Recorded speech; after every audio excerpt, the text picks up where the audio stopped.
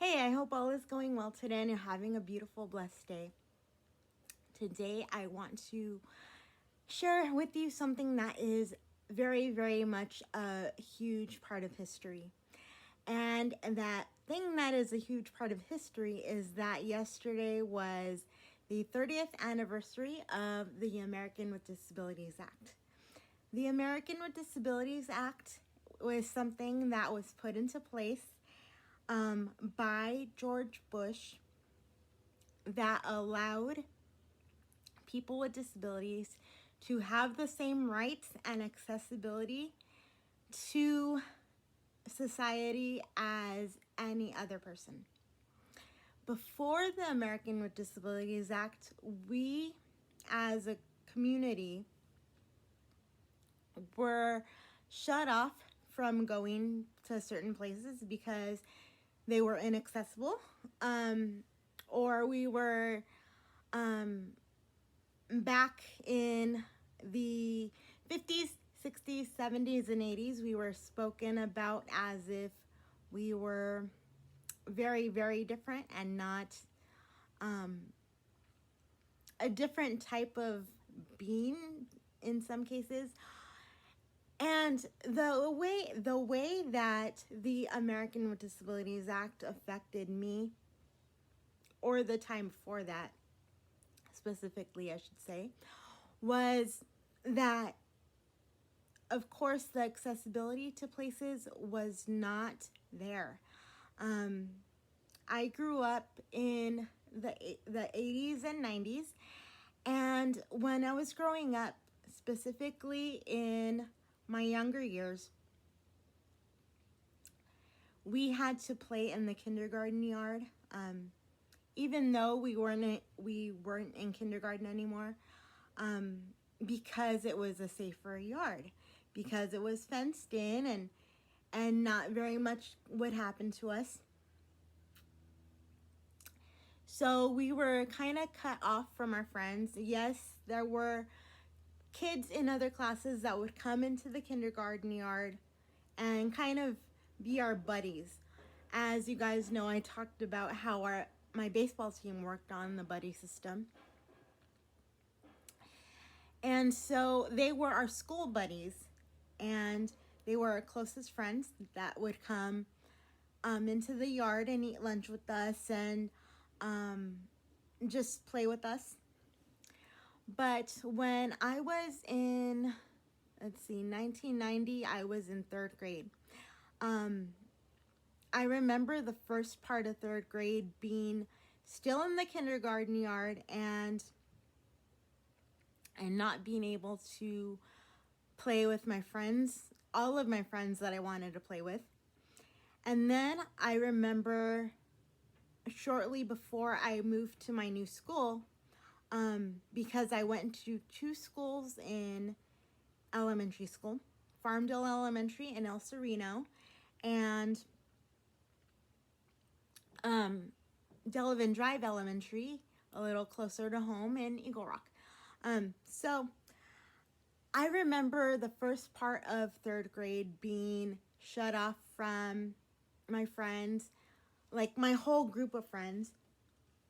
And then I remember the second part of third grade where I went to this new school, and by the time I got to my new school, things had changed to where there was no yard that was specifically meant for the children that had disabilities. And so we were integrated into the big yard and got to roam around freely, as well as freely as possible, with our equipment. And it was just an amazing, amazing time for my childhood.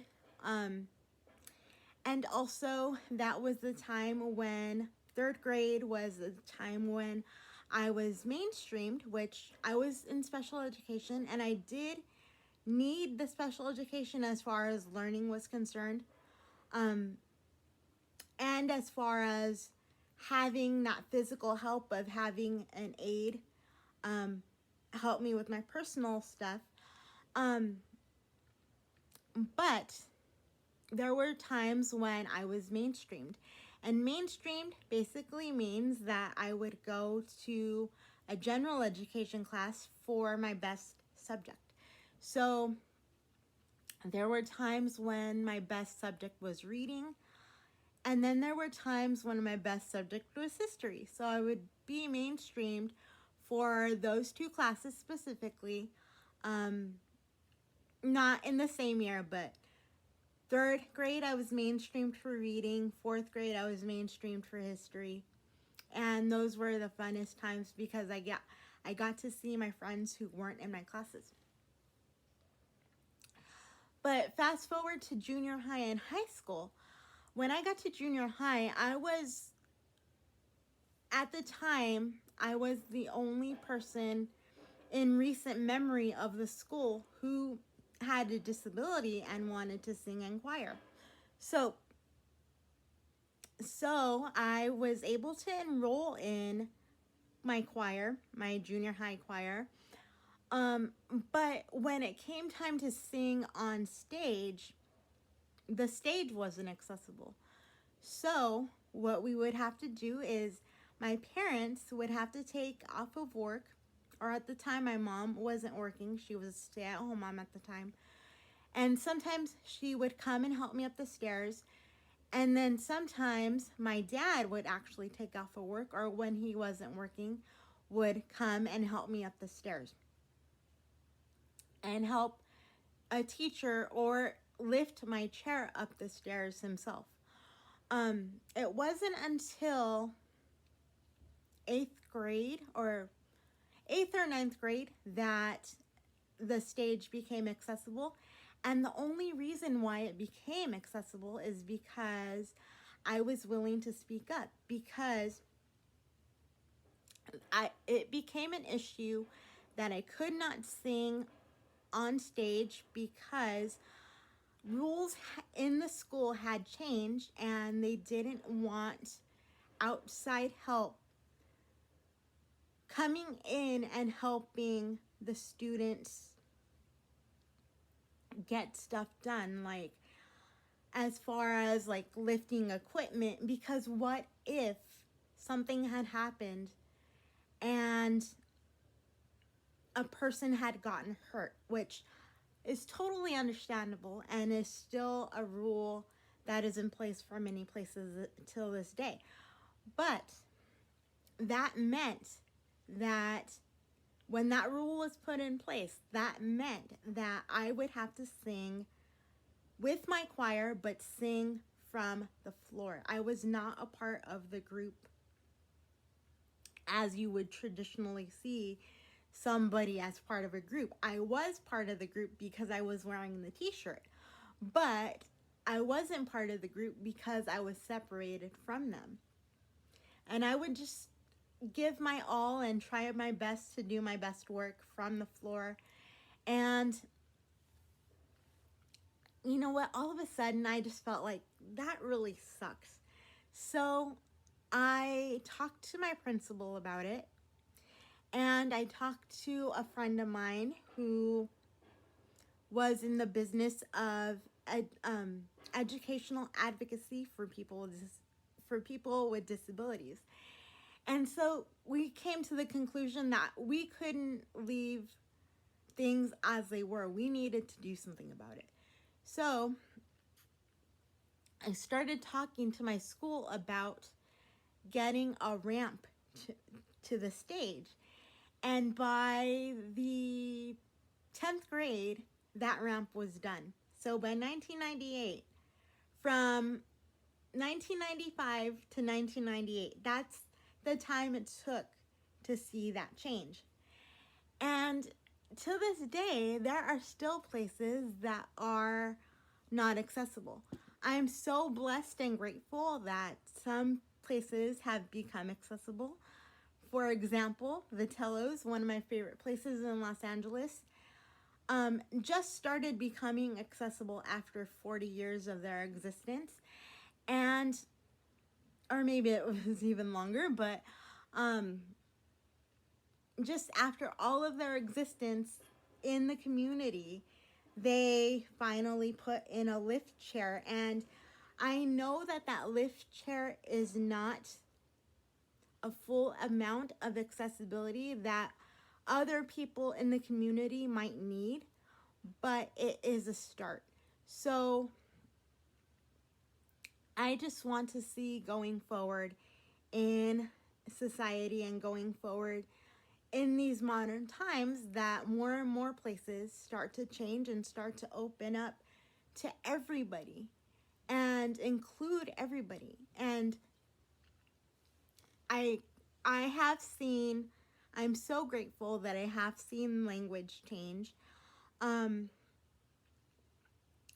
I was in elementary school, I was called disabled because, sometimes people tend to say even themselves that they have a disability. And then I have to say that there are two schools of people. One school that will say that they have a disability, and there's a sense of pride in that, but then there's a sense of pride in saying, hi, I'm Marie, or hi, I'm whoever the person's name is, and I love, whatever they love, and they just don't call attention to them. They don't call attention to the obvious. And so I'm more of, I don't call attention to the obvious.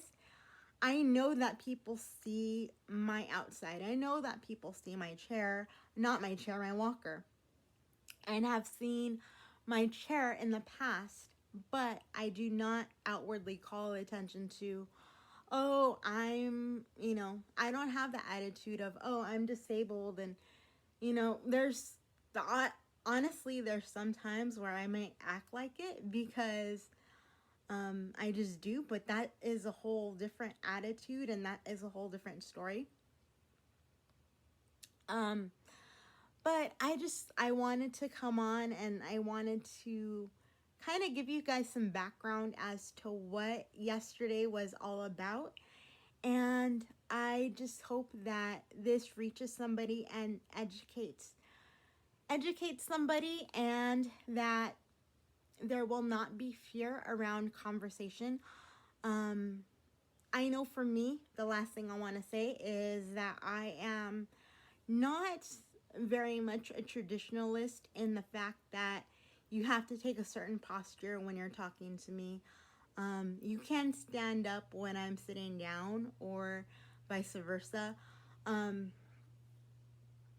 But a lot of the etiquette things will tell you, if you look up etiquette with people with disabilities online, it will tell you that you have to meet the person eye to eye. And yes, that is true in conversation, and we should always do that within conversation, but we shouldn't overly think that part to where it stresses us out. So yes, that is part of the way that conversation should be, but not to the point where it stresses you out and you're like overthinking every move you're making. So I just wanted to come on and share that with you guys, and I hope that this finds you well. And I will be back with sermon notes later. I'll talk to you soon. Bye-bye.